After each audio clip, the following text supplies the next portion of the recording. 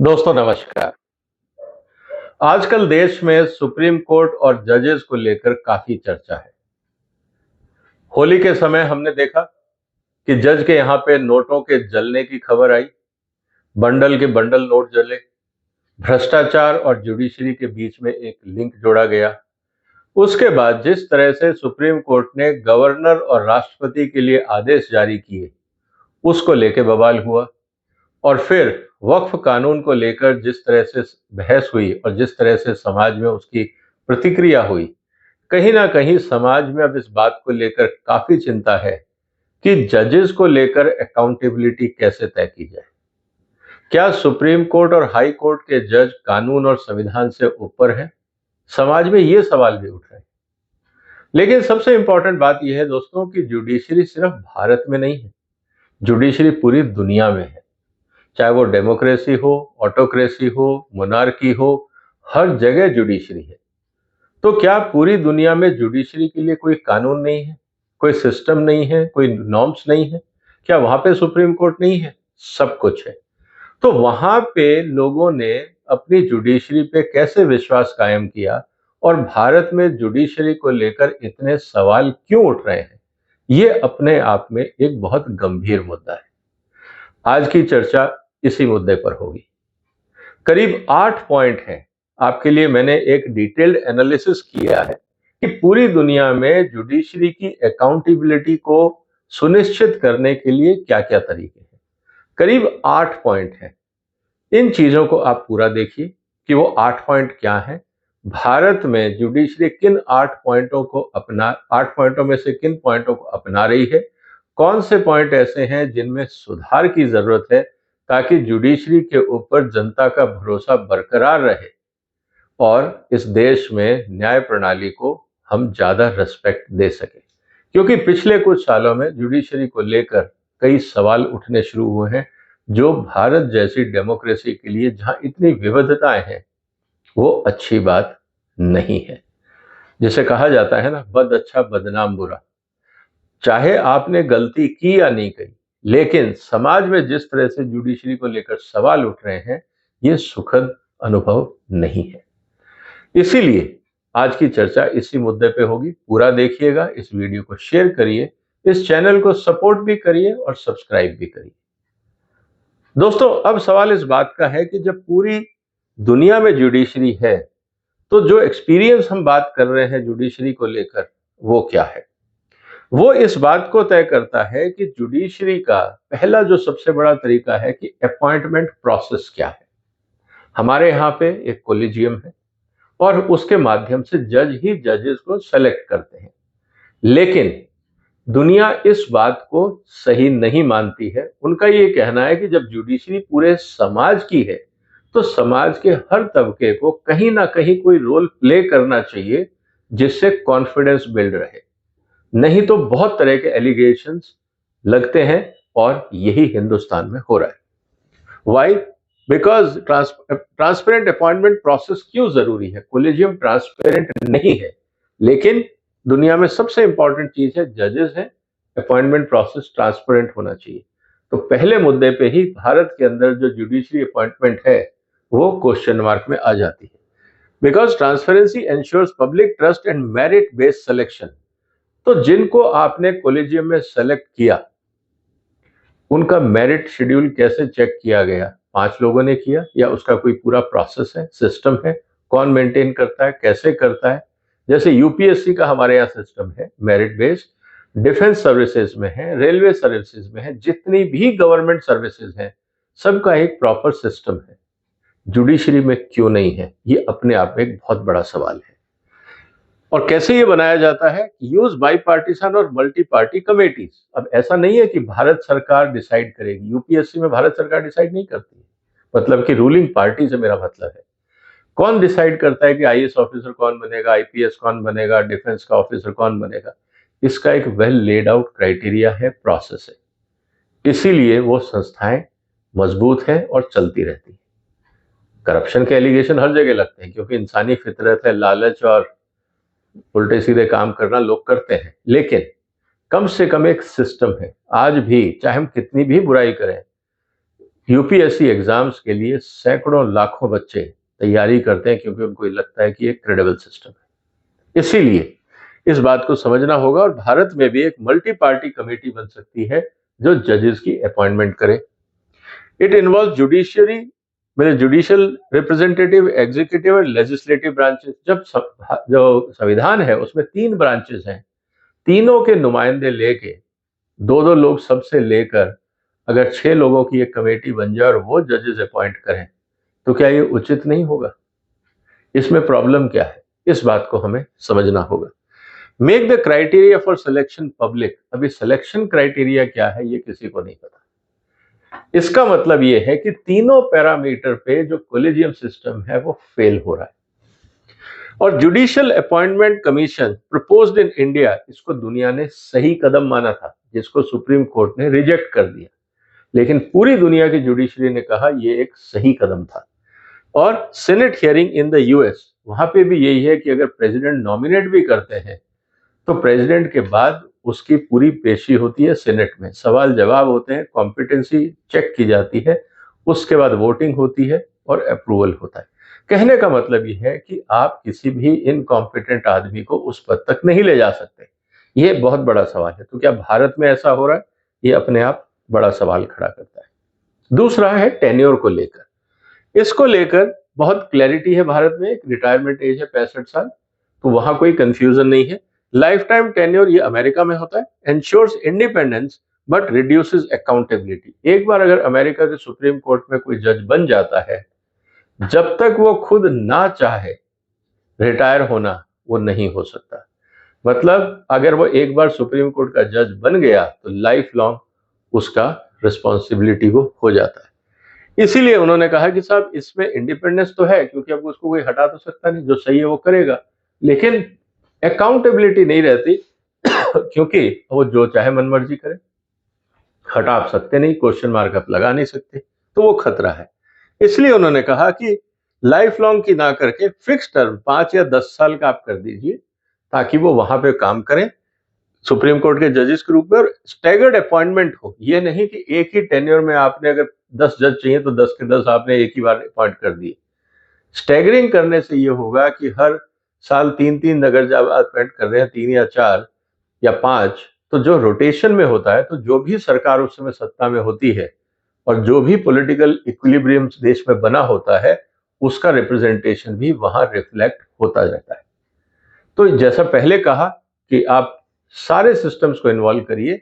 एक close door meeting का जो तरीका है, जो नॉन ट्रांसपेरेंट है, वो उचित नहीं है। इसके अलावा जो इंपॉर्टेंट चीज है, robust judicial ethical and conduct mechanism, ये होना जरूरी है, बिकॉज इट होल्ड्स जजेस accountable for their behaviour without undermining decisions. अब सवाल इस बात का है कि जिन जज साहब के घर में नोट मिले, आग लगी हुई, क्या उन पे कोई कार्रवाई हुई? उन पे एफआईआर दर्ज हुई? अभी वो कह रहे हैं इंक्वायरी करेंगे। इंक्वायरी कौन कर रहा है? यहां पे भी कैसे होगी वो? अगर अकाउंटेबिलिटी की बात आती है, establish independent judicial conduct commission, क्या हिंदुस्तान में है? नहीं है। यहां पे भी जुडिशरी फेल है, क्योंकि जजेस की इन्वेस्टिगेशन वही जजेस करेंगे जो उसी बिरादरी से आते हैं। क्यों जजेस को किसी और डिपार्टमेंट पे भरोसा क्यों नहीं? ये अपने आप में जो इनब्रीडिंग प्रॉब्लम है, इससे सवाल उठने वाजिब है और दुनिया इसको एक्सेप्ट नहीं करती है। ये non transparent conflict of interest ये माना जाता है। तो आप कुछ भी कर लीजिए, जब तक आप इंटरनल इंक्वायरी करेंगे तब तक उसकी क्रेडिबिलिटी नहीं रहेगी। क्योंकि हम यहाँ पे जजेस की बात कर रहे हैं, और जजेस अगर अपने आप को कवर अप कर रहे हैं और क्रेडिबिलिटी क्वेश्चन आ रहा है क्रेडिबिलिटी पे, तो फिर रेस्पेक्ट भी बहुत मुश्किल हो जाती है। Allow the public complaints and internal reviews. Public complaint, क्या कोई हमारे यहाँ सिस्टम है जो जजेस के खिलाफ शिकायत कर सके? क्या ऐसा कोई ट्रांसपेरेंट सिस्टम है? अगर ऐसा है तो क्या इस तरह का कोई इंटरनल रिव्यू है कि किस जज के खिलाफ, कौन से हाई कोर्ट के किस जज के खिलाफ कितनी शिकायतें आई? क्या इस तरह का कोई सिस्टम है हिंदुस्तान में? अगर नहीं है तो क्या बनाना नहीं चाहिए, जब पूरी दुनिया ने इस तरह के तरीके अपना रखे हैं? और फिर पब्लिश एनुअल एथिक्स रिपोर्ट। क्या सुप्रीम कोर्ट और हाई कोर्ट अपनी एथिक्स रिपोर्ट देंगे कि साहब उन्होंने उनके, ये तो कहीं ना कहीं तो रिपोर्ट में आना चाहिए कि एक जज के यहाँ पे नोटों के बंडल मिले, आग लग रही थी उनमें। क्या ये कहीं डॉक्यूमेंटेशन में आएगा या एक कवर अप हो जाएगा? अखबार की हेडलाइन के अलावा क्या किसी ऑफिशियल गवर्नमेंट और जुडिशरी के अपने रिकॉर्ड्स में कहीं as a annual report ethical committee की रिपोर्ट्स में आएंगी ये बातें? अगर नहीं तो ये कवर अप अटेम्प्ट माना जाएगा। चौथा item, public access and transparency. Why transparency builds legitimacy and allows scrutiny. हम खुद बात करते हैं ट्रांसपेरेंसी की और ये बहुत जरूरी है। तो जुडिशरी को क्या करना चाहिए, जो आजकल होना शुरू हो गया है, लाइव स्ट्रीमिंग और रिकॉर्ड इंपॉर्टेंट हियरिंग। अब लाइव स्ट्रीमिंग हो गई, जनता देखती है कि कोर्ट रूम में क्या हो रहा है। और इंटरेस्टिंग बात यह है कि अब जो सीनियर वकील, जो बहुत रेस्पेक्टेड वकील थे, अब वो ये कह के परेशान हो रहे हैं कि साहब हमारी क्रेडिबिलिटी खतरे में है, लोग हमको बहुत उल्टी सीधी गालियां देते हैं या अपशब्दों का इस्तेमाल करते हैं सोशल मीडिया पे। अब सवाल इस बात का है कि अब जनता सब देख रही है, आप किसको कन्विंस कर रहे हैं, नहीं कर रहे हैं, आर्ग्यूमेंट्स हैं, क्या तथ्य हैं, जजेस के क्या कमेंट्स हैं, क्रॉस क्वेश्चनिंग क्या है, आपस में वार्तालाप क्या है, सब कुछ वाइड ओपन पब्लिक डोमेन में है। ये बहुत अच्छी बात है। पब्लिश डिटेल्ड रीजन जजमेंट, ये भी हो रहा है भारत में। और फिर share court schedules and case status online, ये भी हो रहा है। तो अगर मैं ये कहूं कि पब्लिक एक्सेस एंड ट्रांसपेरेंसी के मामले में यहां पे हाई कोर्ट और सुप्रीम कोर्ट कम से कम अच्छा स्कोरिंग कर रहा है और दुनिया के बहुत सारे कोर्ट से अच्छा कर रहा है। इम्पीचमेंट और रिमूवल प्रोसेस, ये बड़ा कॉम्प्लिकेटेड है, last resort for extreme misconduct. अब बहुत मुश्किल हो जाता है, जो प्रोसेस बनाए जाते हैं इम्पीचमेंट के, ये अपने आप में वर्चुअली इम्पॉसिबल है। इसीलिए अगर आप प्रोसेस शुरू भी करते हैं तो ये कंक्लूड होना बहुत मुश्किल है, क्योंकि keep the process deliberate, transparent, bipartisan and avoid misuse through the clear definition of misconduct. पहली बात तो ये टेक्निकल पैरामीटर्स है कि मिसकंडक्ट आप किसको कहोगे, लेकिन सबसे इंपॉर्टेंट बात यह है कि ये पूरा प्रोसेस इतना कॉम्प्लिकेटेड है कि साहब पार्लियामेंट में जाएगा, पहले रिकमेंडेशन होगा, फिर चीफ जस्टिस ऑफ पार्लियामेंट को कहेंगे कि इनको इम्पीच करना है, फिर उस पर वोटिंग होगी, वोटिंग भी ऑलमोस्ट 75% के आसपास। कहने का मतलब है कि वर्चुअली इम्पॉसिबल प्रोसेस है। फिर बात आती है रेगुलर परफॉर्मेंस ऑडिट की, which is non interfering, means ensures institutional efficiency and transparency. अब कितने केसेस पेंडिंग है, क्या हुआ, कैसे हुआ, हालांकि इस पर बहुत चर्चा हो रही है सरकार और जुडिशरी के बीच में, लेकिन पेंडेंसी इतना ज्यादा है कि उसको लेकर सवाल बने रहते हैं। इसीलिए case pendency, clearance rate and procedural delay क्यों हो रहे हैं, जिसको जुडिशियल रिफॉर्म्स की हम बात कर रहे हैं। भारत सरकार कानून बदलने का प्रयास कर रही है, अलग अलग लोक अदालतें और डिफरेंट एक्सपेरिमेंट्स किए जा रहे हैं ताकि ये इशू को एड्रेस किया जा सके। और फिर conduct bye independent court management bodies, not political. ये बात भी सही है कि अगर परफॉर्मेंस ऑडिट की हम बात करते हैं तो उसके लिए एक अलग से बॉडी होनी चाहिए जो इस पूरे मुद्दे को देखे। अब एक और सवाल आता है, वो है dissent and internal deliberation encourages debate, limit judicial overreach. अब उदाहरण के लिए कि गवर्नर साहब और प्रेसिडेंट के ऊपर आपने जो लिमिटेशंस लगाई है टाइम की, ये 2 जजेस ने लगाई। क्या इस पे वाइडर इंटरनल कंसल्टेशन हुआ? सवाल इस बात का है। अगर वाइडर इंटरनल कंसल्टेशन होता तो शायद ये मुद्दे के कोई और अच्छे इफेक्टिव रास्ते बन सकते थे, ना कि पॉलिटिकल कंट्रोवर्सी होती। तो सवाल इस बात का है कि इस तरह के जो सेंसिटिव मुद्दे हैं किसी और बेंच के पास भी अगर हैं, तो क्या उसका इंटरनल डेलिब्रेशन नहीं होना चाहिए था? क्या बाकी, क्योंकि संविधान में लिखा हुआ है कि कॉन्स्टिट्यूशन रिलेटेड कोई भी इंटरप्रिटेशन होगा तो 5 जजेस होने चाहिए। टाइम लिमिट होगी या नहीं होगी और कितनी होगी, ये कॉन्स्टिट्यूशनल इंटरप्रिटेशन है। 2 जजेस ने कैसे किया? 5 को करना चाहिए। अगर 5 ने किया होता तो मेरे को लगता है कि कोई ना कोई और ज्यादा क्रिएटिव वे निकल जाता कि गवर्नर्स को कैसे कंपेल किया जाए कि वो टाइमली रिस्पॉन्स दें। और अगर वो टाइमली रिस्पॉन्स नहीं देते हैं तो then can we consider matter will be escalated to the president, और प्रेसिडेंट साहब पूछेंगे कि आपके पास कितने बिल पेंडिंग हैं और क्यों हैं, और उसके ऊपर फिर सेंट्रल गवर्नमेंट या प्रेसिडेंट ऑफिस से कोई ना कोई डायरेक्शन जा सकता था। लेकिन ऐसा नहीं हुआ, इसीलिए पूरा विवाद हो गया। Encourages debate and limits judicial overreach, promote a culture where dissent opinions are respected। आज बहुत सारे मीडिया चैनल्स में लोग जुडिशरी के जो जजमेंट्स हैं या जो कंडक्ट होते हैं उनको लेकर चर्चा नहीं करते।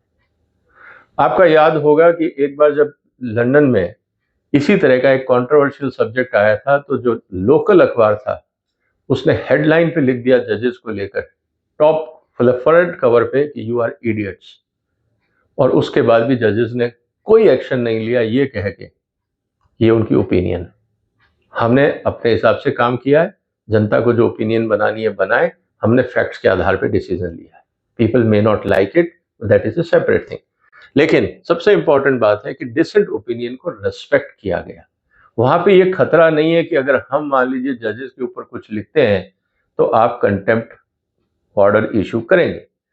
जैसे सोशल मीडिया पे जब जजेस और जुडिशरी को लेके कमेंट्स होते थे तो बीच में कुछ जजेस ने यह भी कहा था कि सोशल मीडिया को कंट्रोल करना चाहिए क्योंकि वो जुडिशरी में इंटरफियरेंस कर रहे हैं। इंटरफियरेंस तो आदमी तब महसूस करता है जब वो खुद बायस होता है। मुझे लगता है कि अगर आप तथ्यों पे और एविडेंस के ऊपर काम कर रहे हैं तो कोई कुछ भी बोले, कोई फर्क नहीं पड़ता, क्योंकि आप ऑब्जेक्टिव असेसमेंट कर रहे हैं, वहां सब्जेक्टिविटी की कोई गुंजाइश नहीं होती है।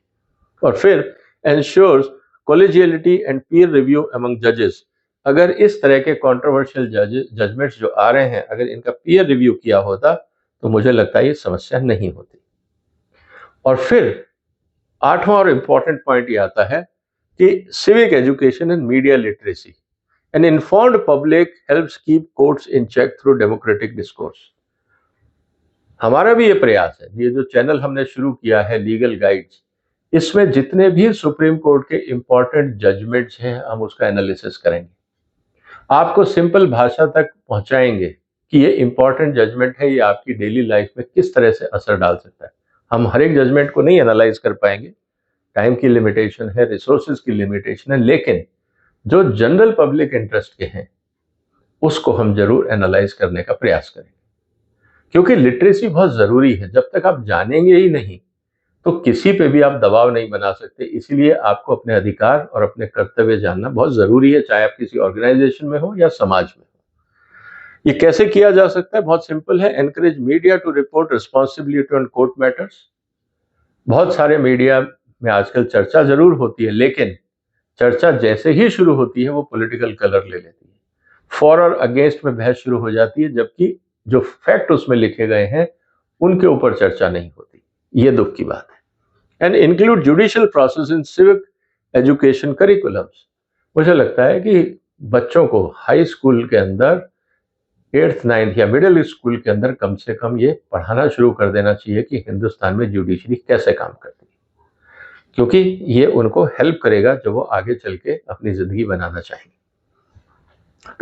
अब समरी में हम ये कह सकते हैं कि to balance independence and accountability supreme courts must free from political pressure. ये बात तो सही है, पॉलिटिकल इंटरफियरेंस नहीं होना चाहिए, लेकिन जब हम बात करते हैं अपॉइंटमेंट थ्रू पार्लियामेंट, वो पॉलिटिकल नहीं है, वो संवैधानिक संस्था है। संवैधानिक संस्था और पॉलिटिकल पार्टी में फर्क होता है। अगर ये बात अलग है कि एक बड़ी पॉलिटिकल पार्टी उस संवैधानिक संस्था के अंदर आके सत्ता में काबिज होती है, लेकिन जैसा मैंने शुरू में कहा कि अगर आप उसी में ही ट्रांसपेरेंट क्राइटेरिया रखते हैं, ट्रांसपेरेंट प्रोसेस है, उसमें ही अगर मल्टी पार्टी के लोग हैं, आप प्री डिफाइंड काम कर रहे हैं, तो कोई फर्क नहीं पड़ता। ये हमें समझना होगा कि we have to learn to trust. अगर जुडिशरी को लगता है कि वो किसी पे भरोसा नहीं कर सकते, किसी को ट्रस्ट नहीं कर सकते, तो इसका मतलब ये है कि फिर जुडिशरी के ऊपर भी लोगों का ट्रस्ट नहीं रहेगा, क्योंकि trust should be earned, you can not demand. ये म्यूचुअल होता है। And yet subject to be fair oversight and public scrutiny. Public scrutiny में आना चाहिए। लोगों को बताएं तो सही कि जिस जज के यहाँ पे नोट्स चल रहे थे अभी तक वो कार्रवाई कहाँ पहुंची, उन पे एफआईआर क्यों नहीं हुई, क्या करने का विचार है, ये पूरी कार्रवाई कब तक खत्म होगी? क्या पब्लिक को जानने का अधिकार नहीं है? आफ्टर ऑल उसी जुडिशरी से तो उम्मीद कर रहे हैं न्याय की, और जब वो कहें कि नहीं हम कुछ नहीं बताएंगे, तो कैसे उम्मीद करें कि वहां पे फेयर और ट्रांसपेरेंट काम होगा या न्याय मिलेगा? ये बहुत बड़ा सवाल हो जाता है। इसीलिए हमें इस बात को समझना होगा कि judiciary must be independent enough to protect rights. वो आम आदमी और देश के हित में काम करे, इतनी तो इंडिपेंडेंट होनी चाहिए। And accountable enough to not become the threat, इतनी भी अकाउंटेबिलिटी होनी चाहिए कि वो अपने आप में एक अलग फोर्स ना हो जाए। And it was design to guard against, मतलब दूसरों के ऊपर आप हावी हो रहे हो और आपके ऊपर अकाउंटेबिलिटी नहीं है, तो ये एक एक्स्ट्रा पावर सेंटर बन जाएगा जो कॉन्स्टिट्यूशनल स्कीम ऑफ एक्टिविटीज में फिट नहीं बैठेगा। और फिर वही होगा कि जो तीनों पिलर हैं, जो सेपरेशन ऑफ पावर की हम बात कर रहे हैं, उनमें आपस में कन्फ्लिक्ट होगा। इससे पब्लिक कॉन्फिडेंस कम होगा, लोगों का भरोसा कम होगा, देश में अराजकता बढ़ेगी। तो मुझे लगता है दोस्तों कि ये बहुत इंपॉर्टेंट मुद्दा था जिसकी हमने चर्चा करी, और उम्मीद है आपको ये चर्चा पसंद आई होगी। तो 8 मुद्दे हैं जिस पे आप किसी भी कंट्री की जुडिशरी को टेस्ट कर सकते हैं, और ये ग्लोबल एक्सपीरियंस है जो मैंने आपके साथ शेयर किया। इसलिए आपसे निवेदन है कि इस वीडियो को आप शेयर करिए, इस चैनल को सपोर्ट करिए, सब्सक्राइब करिए। ऐसे महत्वपूर्ण मुद्दे मुझे नहीं लगता आपको कहीं और सुनने या समझने को मिलेंगे, इसलिए आपका सपोर्ट भी जरूरी है। आपने वक्त निकाला, आपका धन्यवाद। फिर मिलते हैं एक और महत्वपूर्ण मुद्दे के साथ। तब तक अपना ध्यान रखिएगा। फिलहाल वंदे मातरम।